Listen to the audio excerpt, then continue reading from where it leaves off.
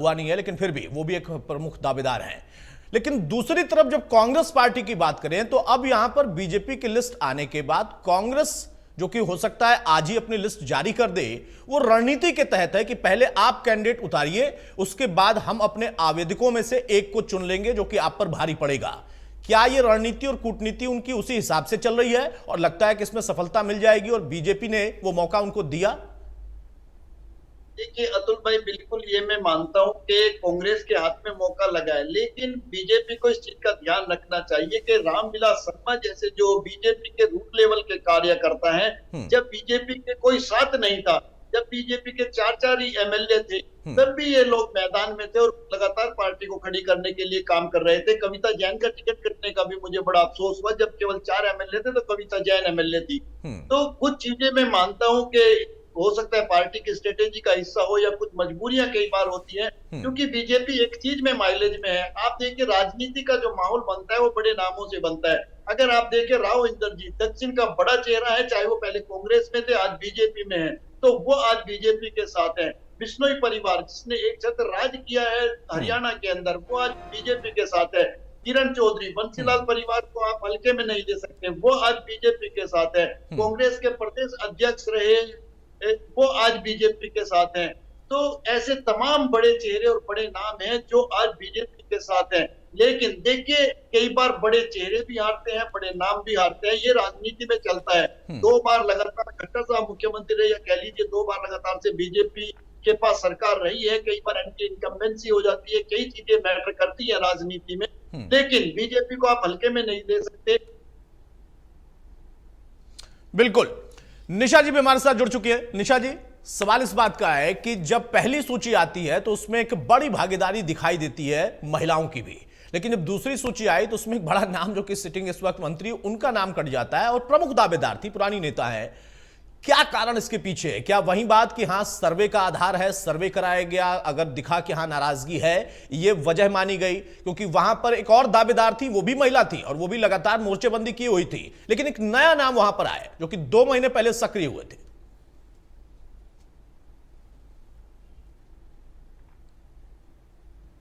निशा जी अपनी आवाज अनम्यूट कर लीजिए।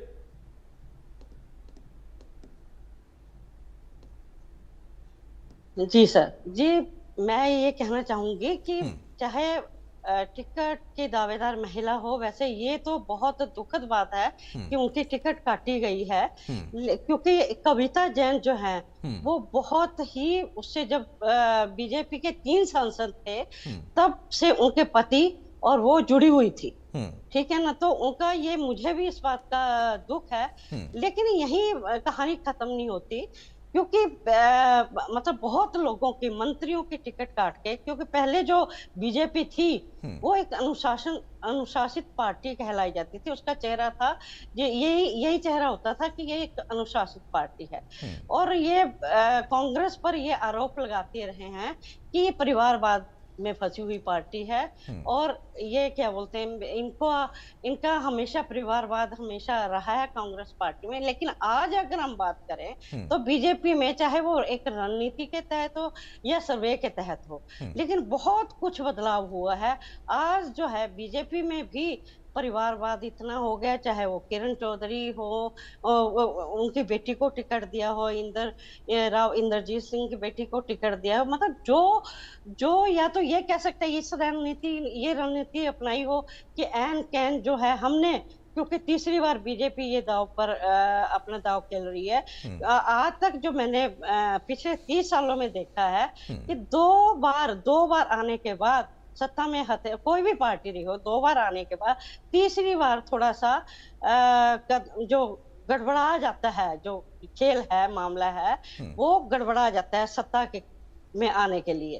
तो इसलिए हो सकता है ये रणनीति उन्होंने बनाई हो कि एन कैन जो भी है, जैसे भी है, नए जो उम्मीदवारों के ऊपर एक दाव खेला गया है। चाहे वो ये आरोप आज भी बीजेपी में खुद के लग रहे हैं कि जो पुराने लोग थे उनके टिकट काट दिए गए हैं, मंत्री हैं उनके टिकट काट दिए गए। अब आप देखिए रंजीत चौटाला हैं, पहले एक बार ये कहा गया था कि एकदम से इनको मंत्री बनाया गया था, चाहे वो उन्होंने विधायक बने या नहीं बने, फिर एकदम से आज जो है उनका टिकट काट दिया गया क्योंकि उन्होंने रानिया से टिकट की मांग की गई थी। ऐसे कई हैं, किसान मोर्चा है उसके अध्यक्ष हैं, ओबीसी मोर्चा के अध्यक्ष हैं, उनकी टिकट काट दी गई है। ठीक है ना, ऐसे बहुत से लोग हैं। और कविता जैन तो उनका दुख वाजिब है। और क्या कहूँ, स्वास्थ्य मंत्री डॉक्टर बनवारी लाल का आपने जिक्र किया, तो वो बावल से मतलब उनकी टिकट काट दी गई है, उसका भी मुझे बहुत दुख है क्योंकि लोकसभा चुनाव में उन्होंने काफी बढ़त दी थी। तो इसलिए ठीक है, लेकिन लब्बोलू आप तो वही है ना कि हर पार्टी जिताऊ और टिकाऊ कैंडिडेट ढूंढती है, तो फिर क्यों आखिर वो दांव ऐसा खेले कि उससे उसको नुकसान हो जाए। हर आदमी और हर पार्टी, हर नेता फायदे के लिए है, क्योंकि राजनीति में वो सत्ता में आकर सेवा करना चाहते हैं, तो सेवा करने का मौके से कोई चूकना नहीं चाहता है। कांग्रेस भी चाहती है, बीजेपी भी कर रही है सेवा। मलकानिया साहब, जब कांग्रेस की स्थिति संदीप भाई से मैं समझ रहा था, आपको जब अन्य जो बची हुई सीटें हैं कांग्रेस की जहां पर ऐलान बाकी है, उसमें आपको क्या दिखता है? क्योंकि पहले अपने तमाम विधायकों को उन्होंने फिर से जो है टिकट दिया, सब पर भरोसा जाहिर किया, जो अब बाकी बची सीटें हैं वहां पर उनका दावा किस आधार पर होगा मजबूत? कौन सा कैंडिडेट आपको लगता है कि ज्यादा मजबूत होगा, जिस पर पार्टी या हुड्डा साहब या आलाकमान भरोसा कर पाएगा समीकरण के हिसाब से? देखो, इसमें स्थिति ऐसी है कि पहले तो बात चल रही थी कि कांग्रेस जो है वो आपके साथ मिलकर चुनाव लड़ेगी और कांग्रेस जो है 5 से 10 सीटों के बीच चल रही थी, 5 सीटें देने को तैयार थी, परंतु आप पार्टी जो थी वो 10 सीटें मांगती थी, परंतु उनका समझौता नहीं हो सका। कम से कम सीटें दी जा रही थी, इसलिए आपने कहा कि हम 90 की 90 सीटों पर चुनाव लड़ेंगे और उन्होंने अपनी सूची भी जारी कर दी। जब अभी तक भी कांग्रेस नेता कहते हैं कि हमें अभी भी आशा है कि हमारी आपके साथ समझौता हो जाए। पर चुनाव में ऐसा होता है कि बहुत से चुनाव ऐसे होते हैं कि पार्टी के नाम पे लड़ा जाता है। कोई उम्मीदवार ऐसा होता है, नेहरू के जमाने में कहा जाता था कि आप कांग्रेस की टिकट गधे के गले में भी टांग दोगे तो जीत जाएगी।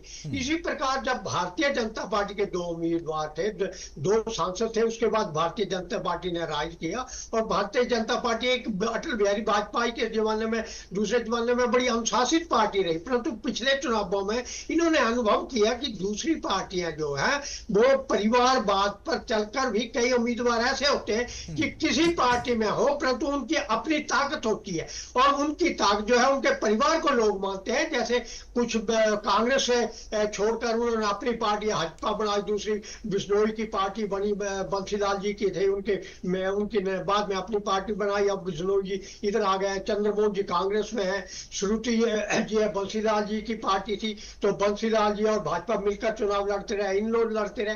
तो कुछ नेता ऐसे हैं वो चाहे किसी पार्टी में हो परंतु उनका साथ जो है जन समर्थन होता है और वो जिस पार्टी में चल जाते हैं जन समर्थन उधर चल जाता है। तो कई बार मजबूरी हो जाती है पार्टी की कि हम परिवारवाद को ना देखकर जुटाए उम्मीदवार को देखें और उनको टिकट दें। तो भारतीय जनता पार्टी ने भी अब ये नीति अपना ली है, चाहे भजनलाल परिवार से आया है कोई, या चौटाला परिवार से आया है, या बंसीलाल परिवार से आया, या ब्रिजर जी के, या राव के परिवार से आया, जो भी आए हैं, अगर उनकी जीतने की शक्ति है तो उनको टिकट दे रही है और उसमें जो उनके पुराने कार्यकर्ता हैं उनकी अनदेखी हो रही है। अब ये देखना पड़ेगा कि जो पार्टी के टिकट से वंचित रह गए उन पर कांग्रेस दाव लगाती है, क्या वो पार्टी छोड़कर कांग्रेस में चले जाते हैं। अब ये लास्ट मूवमेंट में कांग्रेस पार्टी जो है अधिकतर उन उम्मीदवारों पर दाव लगाएगी जो जिताऊ उम्मीदवार हो और भले ही दूसरी पार्टी के छोड़कर आए उनको लगाएगी। अब उनमें शैलजा में भी चल रही है, उधर हुड्डा जी के में शैलजा ने तो बिल्कुल साफ कह दिया कि मैं तो मुख्यमंत्री पद की दावेदार हूं और ये आशा करने या करने कोई गलत बात नहीं है कि मुख्यमंत्री कोई अपनी आशा रखता है, अपने दावेदार ठोकता है। तो देखते हैं अब क्या बनता है, ये कांग्रेस पे निर्भर। ठीक है संदीप भाई, इसी बात को आगे बढ़ाते हैं। मलकानिया साहब ने जिक्र कर दिया कि एक तरफ टिकटार्थी बगावत, उसके बाद पार्टी के अंदर भी अपनी घोषणाएं। अगर कांग्रेस की बात करें तो आप देखिए वहां पर ऐलान कर दिया शैलजा जी ने, उनका जिक्र हो रहा है। उड़ती खबरें आ रही हैं कि सुरजेवाला साहब भी कुछ करना चाहते हैं, वो भी चाहते हैं कि मैं भी सेवा करूं आकर चुनाव लड़के। बीजेपी की तरफ से भी अगर देखें तो यहां पर भी राव साहब ने एक मंच पर कुछ बोला है। ये सारी चीजों के बीच में कांग्रेस और बीजेपी से अलग बाकी जो दल है उनको आप कैसे देख रहे हैं? क्योंकि टिकट वो भी बांट रहे, गठबंधन आम आदमी पार्टी करना चाहती थी, फिलहाल तो हो नहीं पाया, वो भी कह रही है 90 पे 90 हम जाएंगे। दो और पार्टियां हैं जिन्होंने पहले ही गठबंधन कर लिया, आपने टिकटों की घोषणा भी कर दी और बाकियों पर भी जल्द घोषणा कर देंगे। लेकिन वो लड़ाई में किस जगह पर है? क्योंकि दुष्यंत से जब हमारी बात हो रही थी उन्होंने कहा कि इस बार भी क्षत्रप पार्टियां ही किंग मेकर होंगी, चाबी उन्हीं के पास होगी, उनका तो सिंबल भी है। देखिए अतुल भाई, दुष्यंत चौटाला ये बात कहकर अपने कार्यकर्ताओं को मोटिवेट कर सकते हैं, लेकिन जो सिंपैथी लोगों की पिछले बार दुष्यंत चौटाला और जेजेपी के साथ थी वो इस बार नहीं है। उनके कार्यकर्ता नाराज हैं क्योंकि उन्होंने जो वोट लिया था वो बीजेपी के अगेंस्ट जाके पब्लिक के बीच में बोल करके लिया था। इस बार जो हरियाणा का चुनाव है ये मैं ये मानता हूँ कि दो ही ध्रुवों पर है, एक तरफ बीजेपी है और दूसरी तरफ कांग्रेस पार्टी है। जो क्षेत्रीय दल हैं या निर्दलीय हैं, ठीक है, एक एक आधी सीटें सभी को मिल सकती है, लेकिन मैं ये मानता हूं चाहे वो किसी के साथ आजाद पार्टी के साथ गठबंधन कर ले, चाहे कोई बसपा के साथ गठबंधन कर ले, वो इफेक्टिव होने वाला नहीं है। चुनाव केवल बीजेपी और कांग्रेस के बीच होना है। और आप देखिए ये कुरुक्षेत्र का मैदान लगभग सज चुका है, क्योंकि दोनों तरफ से कैंडिडेट भी लगभग फाइनल हो चुके हैं। हाँ, मैं इतना जरूर मानता हूँ कि कांग्रेस को ये माइलेज मिला है, ये फायदा मिला है जो बीजेपी ने पहले से अपनी लिस्ट जारी कर दी है, क्योंकि ऐसे में कांग्रेस कार्यकर्ता नाराज होने के बाद भी भागकर जाकर दूसरी जगह टिकट नहीं ले सकता, क्योंकि बीजेपी अपनी टिकट फाइनल कर चुकी है। ठीक है निशा जी, जब बीजेपी की लिस्ट को लेकर हम चर्चा कर रहे थे उसी बीच में कांग्रेस जल्द ही आज बैठक हो रही है और उसके बाद ऐलान कर सकती है। अब कांग्रेस के पास विकल्प जो बचे हैं, क्योंकि आवेदक बहुत ज्यादा है और वहां पर नाराजगी अगर होगी भी तो बीजेपी कम से कम उनका सहारा नहीं बन पाएगी, क्योंकि उनके टिकट तो आ गए। क्या अब इस बात को लेकर वो जो मैसेज शीर्ष कमान की तरफ से या फिर हुड्डा साहब या उस गुट की तरफ से दिया जाएगा कि भाई जिसको फाइनल किया है उसके साथ ही रहना है, वो स्थिति दिखाई देगी या फिर किसी और क्षत्रप पार्टी की तरफ मूव करेंगे? देखिए, जहां तक सवाल है इसका टिकटों का, इन्होंने साफ क्लियर कर दिया है, जबकि मीटिंग 2-3 बार हो चुकी है इसके ऊपर, कि जो हम 90 की 90 सीटों पर कांग्रेस ही लड़ेगी। और जहां तक उम्मीदवारों का सवाल है, अब तक जो है आप देखिए जितनी भी लिस्ट जारी हुई है उसमें उन्होंने उन लोगों को तवज्जो दी है जो पूर्व विधायक या मौजूदा विधायक रहे या क्या मौजूदा विधायक रहे हैं, तो उनको टिकट दी है। ठीक है, तो आगे भी जो लिस्ट जारी होगी, मुझे यही लगता है कि उस पर किसी के साथ ज्यादा कोई मंथनबाजी होने की संभावना नहीं है। और उन्हीं या बाहर से जो कैंडिडेट आए हैं जो जीतने लायक होगा, मुझे लगता है 1-2 सीट पर वैसे हो सकता है, अदरवाइज मुझे ये नहीं लगता। मुझे ये लगता है कि हाँ, कि जो कांग्रेस के अब तक कार्यकर्ता रहे हैं या विधायक रहे हैं, उनमें से ही उनको टिकट दी जाएगी। जी। और छत्र पार्टियों का जिक्र जब मैं कर रहा था संदीप भाई से, आप कैसे देख रही है? क्या इस बार कोई ऐसी स्थिति दिख रही है? क्योंकि कॉम्बिनेशन को लेकर अभय चौटाला कह रहे हैं कि इतना बढ़िया कॉम्बिनेशन बहुत सालों के बाद में बना है। हम जो कॉम्बिनेशन लेकर आए हैं, जिस पार्टी से अलायंस करके हम आए हैं, वो किसान कमेरे की बात करती है। किसान कमेरे की बात तो बाकी दल भी कर रहे हैं, लेकिन वो कहते हैं कि हम ज्यादा करते हैं, हम ज्यादा सोचते हैं। देखिए, कोई भी पार्टी हमेशा ये तो दावा करती है कि हम किसानों के बारे, पहलवानों के बारे में या खिलाड़ियों के बारे में या कहो फौजियों, जो भी है, तो सभी ये पार्टियां दावा करती हैं। लेकिन अगर देखा जाए, आज की डेट में देखा जाए, तो 3 हैं जो हरियाणा के जो मेन आते हैं खिलाड़ी, जिनमें पहलवान भी हैं और ये जो अपना ये किसान मोर्चा है, आप देख ही रहे हैं कितने 1.5 साल से वो लगातार आज भी आंदोलन पर बैठे हैं। तो उनकी वो ये कहते हैं कि हमारी मांगे नहीं मानी गई। और पहलवानों की तो आप जानते ही हैं, वीरेश जो है अपना फोगाट, उसका आप देख ही चुके हैं कि कांग्रेस ने टिकट दे दिया है।